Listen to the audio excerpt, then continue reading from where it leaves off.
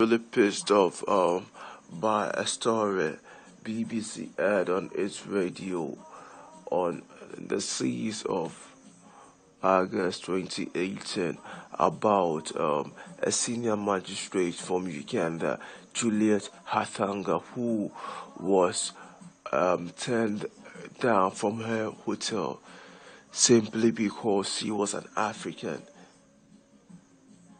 And the main reason why the city officials or whatever, or the Chinese people turn this, they are not even turning one person, but all Africans, because they said Africans are the ones committing huge crime in the area. So even it went to the extent that some Africans, even some hotels, had in front of their hotels written that Africans are not welcome here. But the Chinese are forgetting that Africa is number one trading partner when it comes to Africa, and yet even Chinese nationals are in Africa committing crimes, kidnapping, robberies, prostitution, human trafficking, and even they go as far as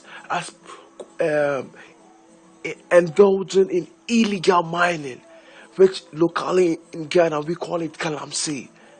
These people are raping us of even our wildlife. They keep killing our animals, elephants, and yet we keep allowing them. They are free to move. But what is it that because of the wrong of a particular Africa on us and a single individual, we are being victimized in China? It's never done anywhere.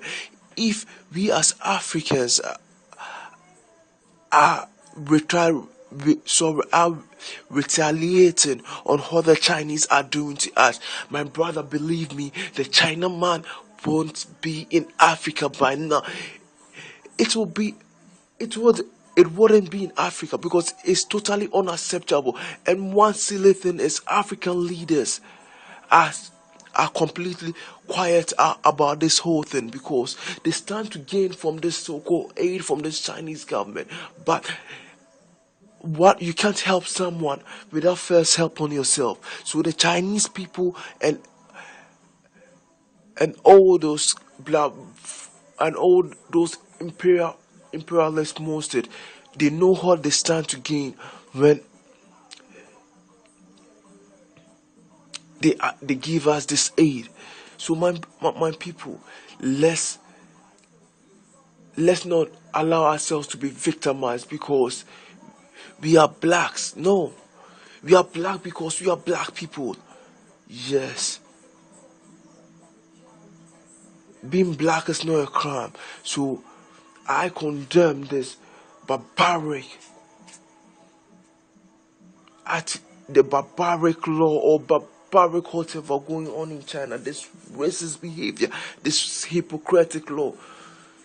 I condemn it, and I expect every African leader to also condemn this because this is totally unacceptable. How can you turn black people down in hotels just because they are black? If they really know what Chinese nationals are doing here, my brother, we won't even allow them in the first place. It's a shame to the Chinese government. It's a shame to the Chinese people.